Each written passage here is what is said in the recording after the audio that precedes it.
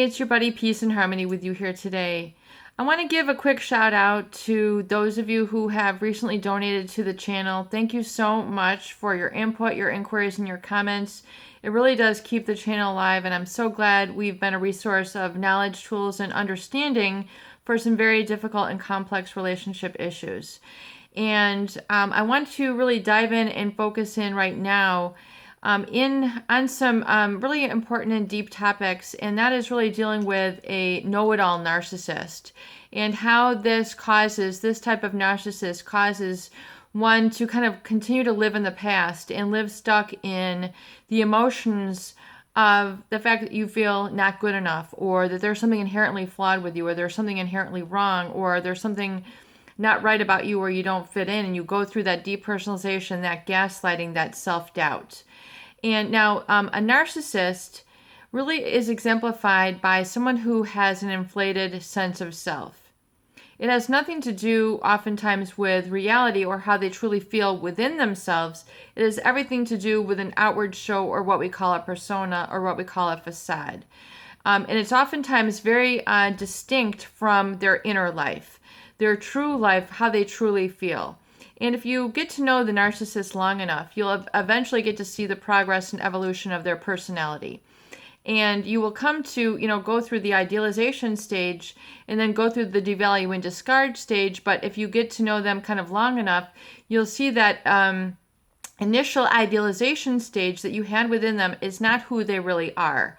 So a lot of people say, Peace and Harmony, I fell in love with an illusion, and this is so difficult for me to comprehend, and it's so hurtful of me, and I can't stop being stuck and, beating myself up, or really kind of going through that flashback, that intrusive thought, like where they still continue to stay angry and feeling wounded, brokenhearted, having kind of a broken negative assessment, mentally, that like they can't go on, or they keep attracting the same same sort of victimizers and perpetrators and violators that are narcissistic or psychopathic in nature. And it's because really the know-it-all narcissist, the one who maybe has a lot more money than everybody else, they have a great big ego, they might be very showy, very charming, or have a very sort of quiet demeanor, which seems to be very highly intelligent, so you're attracted to this in the beginning. They might seem to know it all to you, and you become enamored with them. They might seem to know more about music, or know more about IT, or know more about technology, or know more about this, that, or the other thing, whatever it was that they presented in their life that you were, initially attracted to. Oftentimes, this relationship comes together with a negative self-evaluation when you're talking about being in love or in a relationship with a narcissist, whether it's a dynamic in the family, whether it's a dynamic in a workplace, whether it's really a dynamic how you feel you relate to a society in general.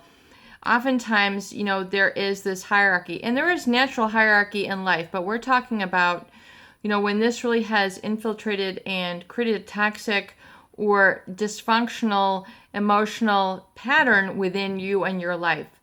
A negative dysfunctional pattern is where you really stay stuck, and you become really fueled by fear and self-doubt, and really kind of, a mediocre, or you're really not living on all your cylinders. You're really not, you feel that there's something on the tip of your tongue, at your fingertip, that you could be doing more in life, but you don't know what it is, and you stay down, repressed and stuck, and kind of like in this negative self-evaluation. And this oftentimes can be a reaction or a reactive formation. Basically, what Freud stated in his psychoanalysis is that oftentimes people then develop these defense mechanisms and try to protect themselves from these type of people who they feel are towering, or they have idealized in their life.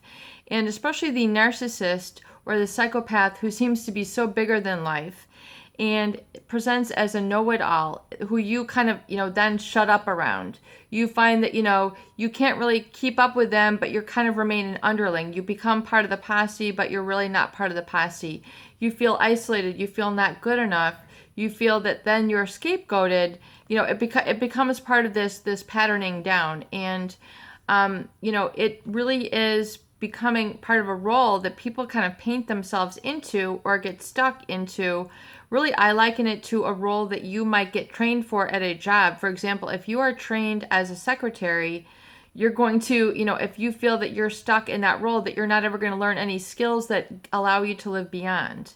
And the narcissist will continue to have you memorize this role, or will keep you stuck in this role, literally like signing in and signing out. Every time you're around them, you are triggered to be this negative person or this underling. And until you break free of that, you will not give your body a chance to re-feel or learn or kind of experience new feelings or roles or emotions or places or experience in life. So that's why really, and like in the work of Dr. Joe Dispenza, he talks about how really the body, is living in the past, because these emotions are what are really kind of have been set forth in these previous experiences and previous relationship and previous disposition or dynamic with these people. So you're evaluating yourself really according to this negative positioning from this narcissist or from this psychopath. And a lot of people, maybe they felt comfortable being only a follower, or they, felt comfortable in this relationship with this person where they were a leader, or they were, maybe it was a covert narcissist where this person just sort of emitted a lot of, or was so aloof that you just knew that something was always wrong. You felt that something was always wrong with you, or else why would this person not be talking to you? You have subconsciously, very deeply, and this is in the recesses of your mind, tattooed in your mind, where it's always like there. It's like part of the coloring of your personality. It's part of the coloring of how you look at things and how you allow yourself to develop even everything from your eating habits to your sleeping habits to how you dress to how you relate to people, that you have become part of this, stuck in the past. And so part of the quantum healing is realizing that, and realizing getting yourself out of that lodging from the past, unlodged, untattooed from that negative self-evaluation. And then basically, I don't want to give the word of tattooing, but like giving yourself an imprint and a vision of your future, and being conditioned and programmed by your future that is completely free of the negative in impact and influence of this individual. And when I talk about really, because then as you do that, you're calling forth really your body to live in the future.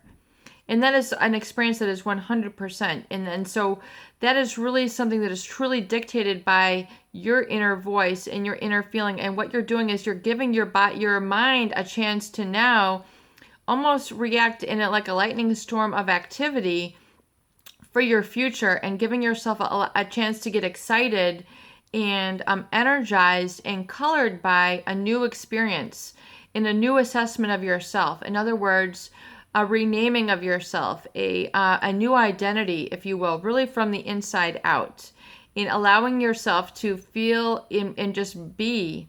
Because remember, we're human beings, we're not human doings. And oftentimes the narcissist puts you into a position where you have to be a human doing to them, and you're not allowed to be a human being. So it's very important, and I know that they don't teach this in school or your job or what have you, but to be a human being is to be in a be state, which means an emotional state and a conscious awareness, and really kind of freeing and not being ensnared or snubbed according to really the I call it like an ensnaring evaluation that this individual or this society has ensnared or trapped you to. So in other words, they're saying you can only go so far or feel these different things. So once you release that, then you're then allowing yourself the ability to look to the future and really kind of, they say spread your wings, but it's really spread your mind and spread your spirit and spread your light. Because your light, and this is, people say, well, that is your inner light. Well, your light is your energy, and if you allow it, there's a space of energy which will come within you, which is an energetic, very positive light. In other words, it's an energy, it's a magnetism, and it allows yourself to go to those positive places, experiences, and people within yourself that you have within that no one can take away from you. So when you talk about ownership and, I own it, people say, well, you got to own it, Beyonce owns it, or, Jay-Z owns it, or, so-and-so, Justin Timberlake owns it. I mean, they're owning an energy, a positive energetic space within themselves. And you can do the same. And so what I'm asking and allowing you to kind of open up to that space and looking ahead, if you can really give yourself a chance to be now programmed by your future, and really look ahead to that, rather than living in the past energetically or emotionally living in the past, go to a new emotional state. If you can list, and I'm just going to ask you if you can please get a pen and paper. I know that this video is going long and I apologize for that. But if you can just get a pen and paper or get your recovery notebook and just allow yourself to go here right now. Basically, if you did not have all this negative talk and negative messaging and negative treatment and emotional slaps in the face or physical slaps in the face, or really to your spirit, that tried to weaken you. But if you were to remove that and if that was not an issue, and if all the negative priming that you have in your environment right now were not an issue, and if money and time were not an issue, what would you really love to do in your future? What would you really love to be in your future? What would you really love to see in your future? What would you really love to have? What would you really love to experience? Well, I would love to be, a great deep sea fisherman. I would love to be a snorkeler. I would love to be a master gardener. I would love to, take a bubble bath or be going to a spa. I would love to be a spa goer, or I would love to be a ceramicist. I would love to be a jewelry maker. I would really love to just be a gourmet cook. I would love to go to Hawaii and see the volcanoes. I would love to experience the power of a volcano. I would love to experience the power of a rushing stream. I would love to experience, open meadows of fields in the wildflowers of Colorado. I would love to taste the freshest ground coffee from Colombia. I would love to go, coffee bean picking for, one day on the slopes of Colombia. I would love to take a flower making class in Hawaii. I would love to walk in sinking sand, or I would love to, go to the singing sands of Michigan or Greece. I would love to go fishing in Greece. I would love to go climbing the Rocky Mountains in Colorado.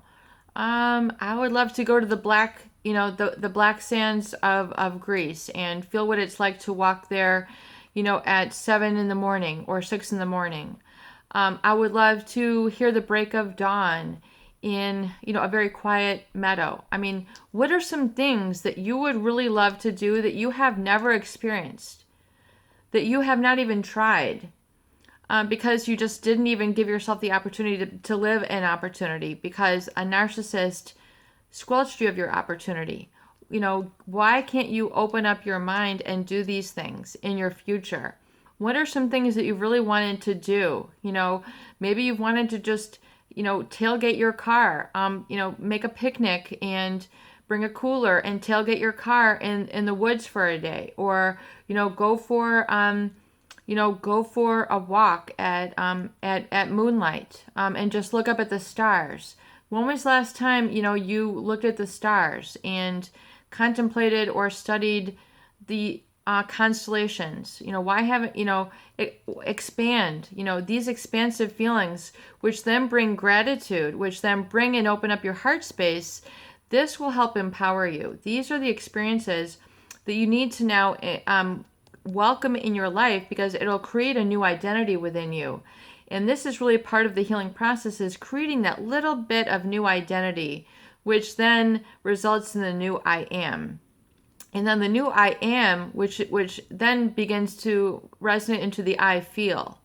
And these new feelings, which if you can experience and increase in your repertoire of your experience really within your day, within your week, within your month, within your year. I mean, if you can say, I don't have time, you don't have time in 1 year to go and experience one of these things. You can't just go and get a magnifying glass and bring it out to a meadow and see if you can go, look at a butterfly's wing under a magnifying glass. Why can't you go out and see, count how many different pieces, different types of wildlife you can see in a 1 hour walk? Can you go see a frog? Can you see a toad? Can you see a fish? Can you see a new flower? Can you learn what that flower is called? Can you look at a new tree, identify that type of leaf? Can you look at the different types of bark around a tree and realize, or maybe you live in a very dry climate and you have cacti. Can you go to the springing cactus fields in Arizona and take some pictures? Can you, become a photographer with your phone? Can you develop a series? Can you develop the flower series? Can you develop the water series? Can you develop the rock series? The people of this and this town series? These are some opportunities that you have to seize within yourself that are going to give you an opportunity to expand your mind and your feeling life that's so important to healing. It's peace and harmony with you here today. I hope these videos do help. Please share, please subscribe for more great tools, videos, discussion, and support.